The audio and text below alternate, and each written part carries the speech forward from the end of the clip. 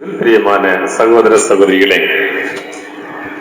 உலகம் முழுவதிலும் புகழ்பெற்ற ஒரு ஏழை விதவை கைம்பெண்ணினுடைய கதையைத்தான் இன்றைய நற்செய்தியிலே நாம் வாசிக்க கேட்டோம்.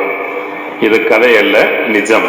ஏனென்றால் 2000 ஆண்டுகளாக இந்த சமூகம் புறக்கணித்த, மதங்கள் கூட ஓரங்கட்டிய ஒரு ஏழை கைம்பெண்ணை பற்றி உலகத்தினுடைய எல்லா மூலை முடுக்குகளிலும், எல்லா தேவாலயங்களிலும், எல்லா தியான மண்டபங்களிலும் இவளை பற்றிய பெயர், இவளுடைய செயல் மகிழ்ச்சியோடும் பெருமையோடும் உச்சரிக்கப்படுவதற்கு காரணம் என்ன?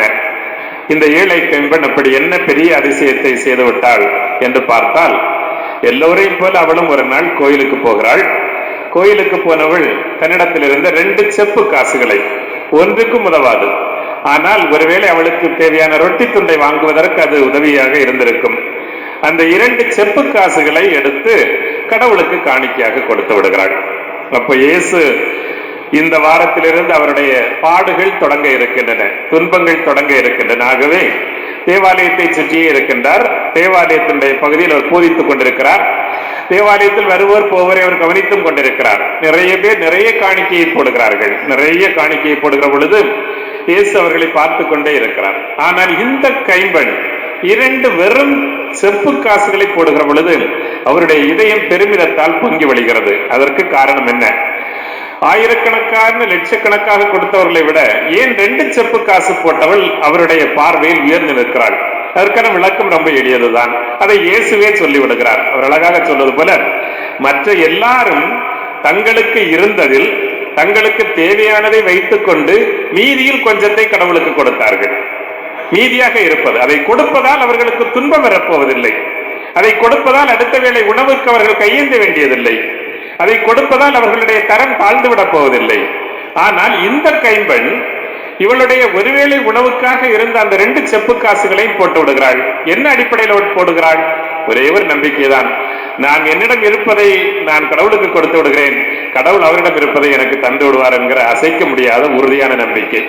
மற்றவர்கள் எல்லாரும் ஏன் நிறைய போடவில்லை, ஏன் தங்களுடைய தியாகத்தினால் போடவில்லை என்றால், அவர்கள் கடவுள் தங்களுக்கு கொடுத்திருப்பதை தாங்கள் சேமித்து வைத்துவிட்டு மீதியில் இருப்பதில் கொஞ்சத்தை கொடுத்தார்கள். நாமும் இதைத்தான் நம்முடைய வாழ்க்கையில் பல நேரங்களில் நாம் பின்பற்றுகிறோம். இன்றைய நற்செய்தி சொல்லித் தருகின்ற ஒரு அழகான பாடம் என்பது, இந்த 2 செப்பு காசுகளையும் போட்ட உடனே அவள் ஒருவேளை ரொம்ப சுதந்திரமாக உணர்ந்திருக்க கூடும். எப்பா, இனிமே எனக்கும் கடவுளுக்கும் குறுக்க ஒண்ணுமே இல்லை, இருந்ததெல்லாம் போட்டேன், இனி அவரே பார்த்துக்குவார் அப்படிங்கிற அந்த சுதந்திரமான ஒரு உணர்வு அவளை கண்டிப்பாக வழி நடத்தி இருக்க வேண்டும். எனவேதான் கடவுளோடு நாம் உறவு கொள்ள வருகிற பொழுது இந்த 2 வார்த்தைகளை நாம் சரியாக கவனித்துக் கொள்ள வேண்டும். ஒன்று, பணக்காரர்கள் அல்லது அவளுக்கு முன்னால் போட்டவர்கள் எல்லாம் காணிக்கை கொடுத்தார்கள். ஆனால் அவள் தன்னிடம் எஞ்சி இருந்ததையும் கடவுளோடு பகிர்ந்து கொள்ளுகிறாள். இதுதான் நம்முடைய வாழ்க்கையில் நாம் காட்ட வேண்டிய வித்தியாசம். கொடுப்பது வேறு, பகிர்வது வேறு. கொடுப்பது என்பது எளிதானது. கொடுப்பது என்பது மீண்டும் பெற்றுக் கொள்ளக்கூடிய ஒரு எண்ணத்தை நம்முடைய இதயத்திற்குள்ளாலே விதைத்து வைக்கிறது. ஆனால் பகிர்வது அப்படி அல்ல. பகிர்வது எந்த விதமான எதிர்பார்ப்பும் இல்லாமல் எல்லாவற்றையும் கொடுத்துவிட்டு மனதை மகிழ்ச்சியாக வைத்துக் கொள்வது, மனதை சுதந்திரமாக வைத்துக் கொள்வது, அதுதான் பகிர்வது. எனவேதான் பொருட்களை கொடுக்கிறோம், பரிசு பொருட்களை கொடுக்கிறோம். ஆனால் பகிர்தல் என்று வருகிற பொழுது அன்பை பகிர்கிறோம், இரக்கத்தை பகிர்கிறோம், நேசத்தை பகிர்கிறோம், உறவுகளை பகிர்கிறோம், இரக்கத்தை பகிர்கிறோம், மன்னிப்பை பகிர்கிறோம். இவற்றையெல்லாம் நாம் எந்த விதமான இடையூறும் இல்லாமல் பகிர்வதற்கு தயாராக இருக்கிறோம். இந்த பகிர்தலில் தான் நமக்கும் கடவுளுக்கும், நமக்கும் அயலாருக்கும் இருக்கக்கூடிய உறவு உறுதிப்படுத்தப்படுகிறது.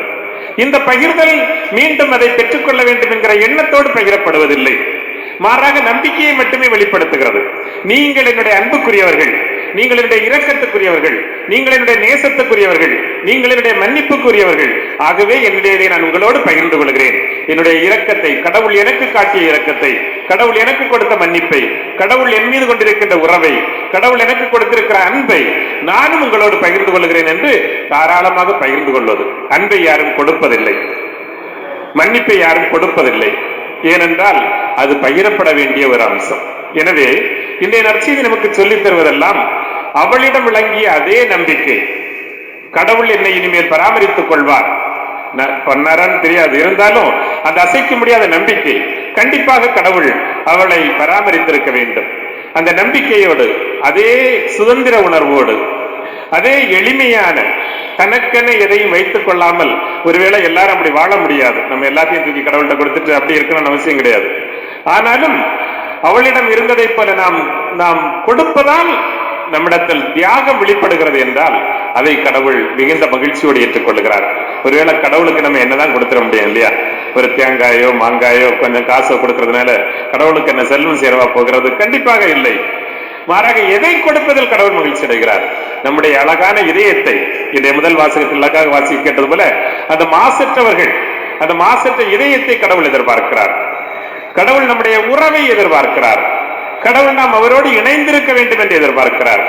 கடவுள் அவருடைய செல்ல பிள்ளைகளாக நாம் தொடர்ந்து நம்முடைய வாழ்க்கையில் நம்முடைய சொல்லாலும் செயலாலும் அவருக்கு சாட்சியம் பகர வேண்டும் என்று எதிர்பார்க்கிறார்.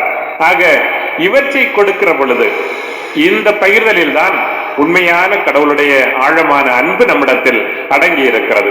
எதையும் சரி நான் மன்னிக்கிறதுனால் அவன் என்னை திரும்ப மன்னிப்பான் என்றோ, நம்முடைய உறவால் நமக்கு லாபம் வரும் என்றோ யாராவது கருதினால் அது தவறானது. இதைத்தான் நாம் பார்க்கிறோம். அன்னை தெரேசாவினுடைய வாழ்க்கையில், வாழும் போதே புனிதியாக இருந்த கொல்கத்தா நகர புனித தெரேசாவினுடைய வாழ்க்கையில் அவளுக்கும் பல பல பரிசு பொருட்கள், பணம் பல நாடுகளிலும் வந்த பொழுதும் அவள் ஏழையாகவே இருந்தாள். எல்லாவற்றையும் பிறருக்கு கொடுத்து விட்டு அவள் ஒரு எளிய வாழ்க்கை வாழ்ந்து வந்தாள்.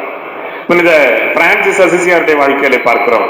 அவர் ஒரு பெரிய பிரபு குடும்பத்தை, செல்வந்த குடும்பத்தை சார்ந்த பிறகும் தான் தன்னுடைய தந்தையை விட்டு செல்கிற பொழுது எல்லாவற்றையும் விட்டு ஒரு கோணி சாக்கு, ஒரு பையை உடுத்திக் கொண்டு தன்னுடைய வீட்டை விட்டு வெளியேறுகிறார். இனிமேல் கடவுள் பராமரித்துக் கொள்ளார் என்று. இவர்களைத்தான் காலம் பூராவும் திருச்சபை வரலாறு மட்டுமல்ல, சமூகமும் கூட மாமனிதர்கள், புனிதர்கள் என்று கொண்டாடி கொண்டிருக்கிறது. நாம் ஒருவேளை புனித நிலையை அடைய வேண்டும் என்றால் இதே நிலை, என்னை கடவுள் பராமரித்துக் கொள்வார், என்னை சுற்றி இருக்கிற உறவுகளை நான் பராமரித்துக் கொள்ள, நான் என்னுடைய வாழ்க்கை அவர்களோடு பகிர்ந்து கொள்ள, என்னுடைய அன்பை, இரக்கத்தை, மன்னிப்பை, உறவை பகிர்ந்து கொள்ளக்கூடிய ஆற்றலை கடவுள் எனக்கும் தர வேண்டும் என்று ஆண்டவரிடத்திலே மன்றாடுவோம். நம்மை, நம் குடும்பங்களையும் இறைவன் தாராளமாக ஆசீர்வதிப்பாராக. ஆமென்.